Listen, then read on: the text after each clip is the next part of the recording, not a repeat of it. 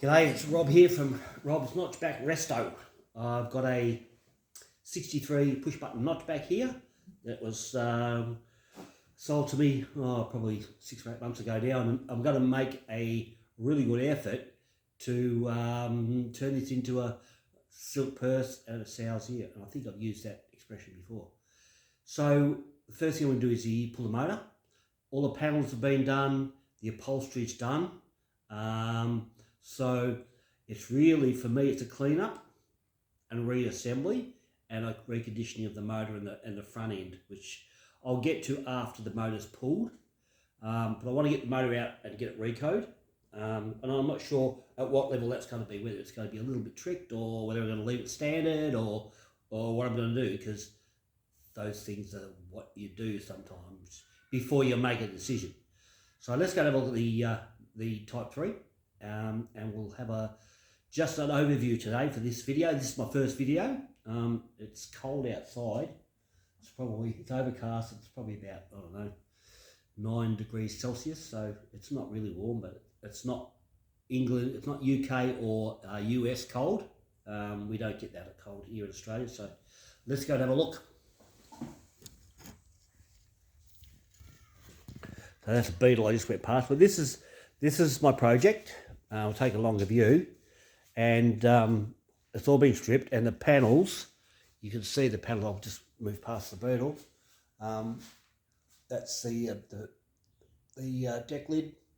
There's panels under stuff because my stepson likes to make things out of horseshoes, so I've got to keep the well spanner down a bit. I move the cars out when he does it, and there's one of the corners. It's all been done in really expensive filler and undercoat and all that sort of stuff. So my first trick with this baby, I'll just take a wider view again, is to do that engine bay. But I'll just take a walk around and you can have a look. I've got boxes and stuff inside it, but the floor, the bodywork's all been done on it. So the rust is the big rust has been taken out of it, and obviously there's the front end, which I'm going to completely pull out and tear down and rebuild. I did that on the Beetle, and this looks a little bit bigger. I don't think it's any more difficult, I just think it's different. So that's her, but go around the back here.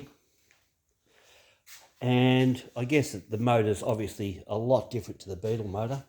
There's the carby sits that way, and obviously the manifold, which is here, the carby, and then you've got the tins at the back, whereas this is completely different in its configuration, which is interesting because it'll give me something else to work through and solve. And that's half the battle for me, is I like to find stuff out and work my way through stuff. I obviously do a bit of YouTubing along the way to see what other people do and how they get engines out. But look, because it's this is a really flat motor, I've just got to get the back end of the car up and work on that. Yeah, so look, the motor does need a recoat. It's not much chop from what I understand, but we'll get it out. I'm not sure when, because I've actually gone back to school. We'll be studying, so study is going to take me a little bit of time, but just basically stuff like pulling the motor out. It's probably a few hours work in doing that, and I'll get it out for reconditioning. And then this is going to be a slow journey. This one, it's not a quick job, and if it takes me months and months to get the motor, that's fine. I don't care. And then I'll start on the body work.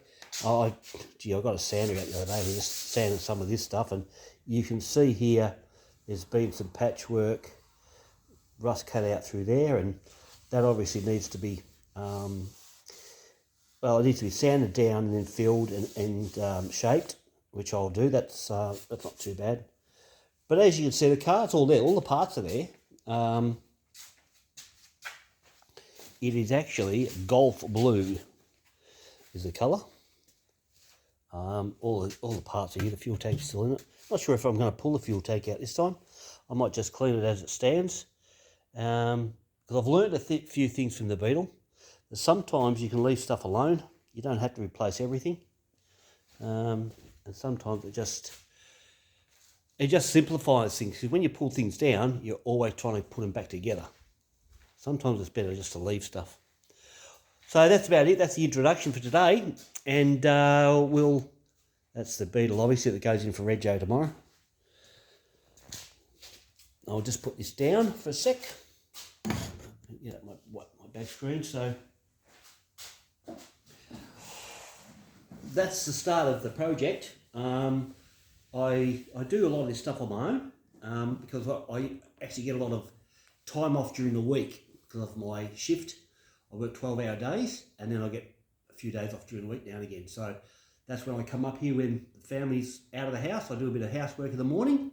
Then I come up here and spend a few hours. Then I get other full days playing with it. So look, stay with us on the journey, and we'll catch up again pretty soon, and we'll go through how I pull the motor out. So until next time, hooroo, and stay safe.